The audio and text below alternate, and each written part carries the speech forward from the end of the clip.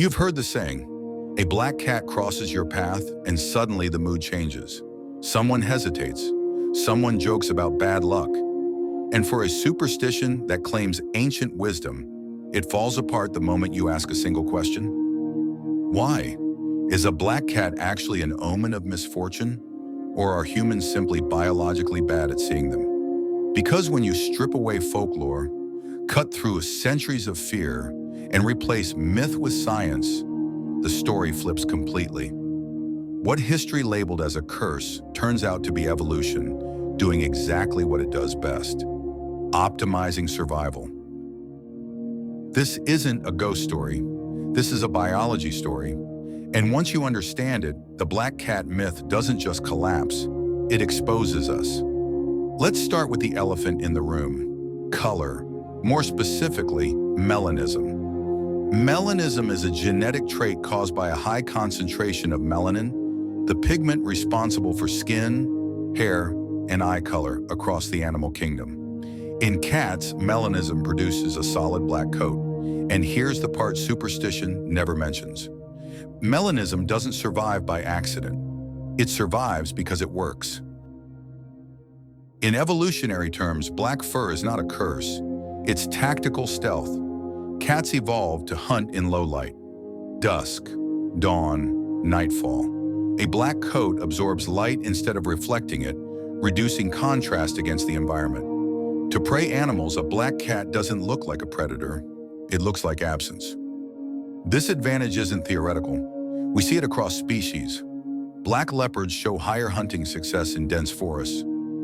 Melanistic wolves appear more frequently in shaded terrain. The pattern is consistent. Darkness favors darkness. Domestic cats inherited the same blueprint. Their ancestors survived by ambush, not pursuit.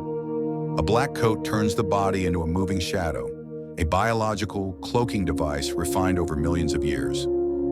So when early humans felt uneasy around black cats, they weren't sensing evil. They were reacting to something their visual system struggled to track.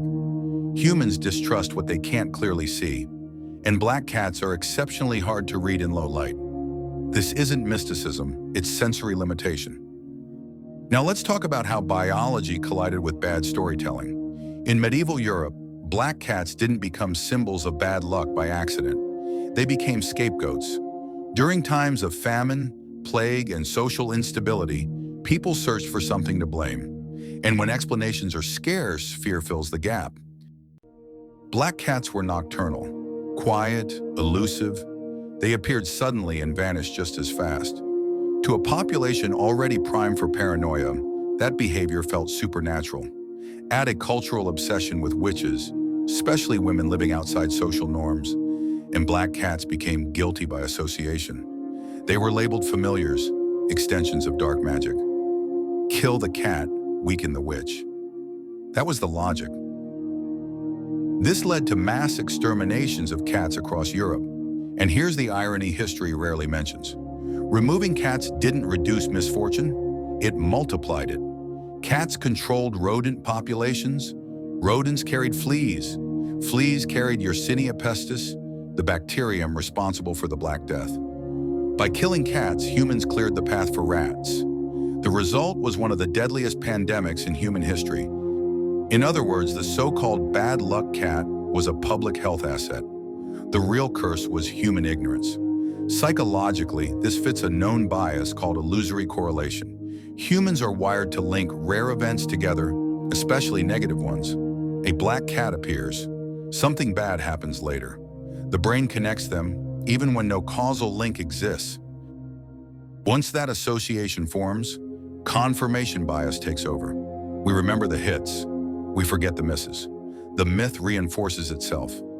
Black cats didn't cause misfortune. They were simply present when humans needed someone to blame. Now let's talk about the stare. The glowing eyes, the so-called hellfire gaze. Here's the reality, it's physics. Eye color in cats is determined by melanin concentration in the iris.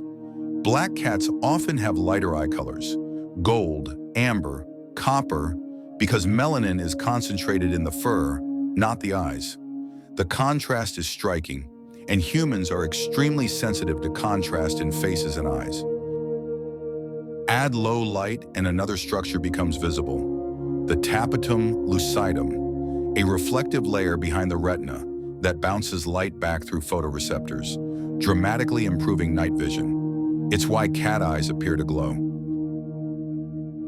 Every cat has this structure. Black cats aren't special here. But against a dark face, the reflection is more dramatic. The eyes stand out. The brain reacts. Evolutionarily, this makes sense. Humans evolved to detect eyes in darkness because eyes often belong to predators. Two glowing points emerging from shadow trigger alertness before logic has time to intervene. The black cat's stare isn't malevolent. It's visually efficient. Fear emerges not from danger, but from perception without context. Here's where the myth completely breaks down. Recent genetic research suggests that the same mutations responsible for melanism may also be linked to enhanced immune function. Variations in genes like C1R appear to influence both coat color and disease resistance. Studies have observed correlations between black-coated cats and increased resistance to feline immunodeficiency virus, a virus structurally similar to HIV in humans. The research is ongoing, cautious, and careful, but the pattern is strong enough to matter. In evolutionary terms, this tracks. Traits don't survive unless they offer advantages. If melanism is tied to stronger immune responses, then black cats aren't symbols of death. They are biological survivors. They persist through disease pressure. They adapt. They endure. The irony is sharp. Cultures labeled black cats as omens of decay, while biology quietly favored them for resilience. This is what happens when myth outruns evidence. So let's close the loop. Black cats are not cursed, they are not omens. They are not harbingers of misfortune. They are stealth-optimized predators, visual anomalies in human perception, and possibly some of the most biologically resilient domestic animals we've ever lived alongside. The only real bad luck in this story belongs to them. Black cats are adopted at lower rates. They spend longer in shelters. They are euthanized more often, all because of a superstition that collapses under basic scientific scrutiny. When a black cat crosses your path, nothing happens. No fate shifts, no cosmic ledger updates. The universe doesn't notice, but biology does. And biology says this: the myth was never about the cat. It was about human fear, human bias, and our long habit of blaming nature for what we fail to understand. The black cat was never bad luck. It was just better adapted than we were.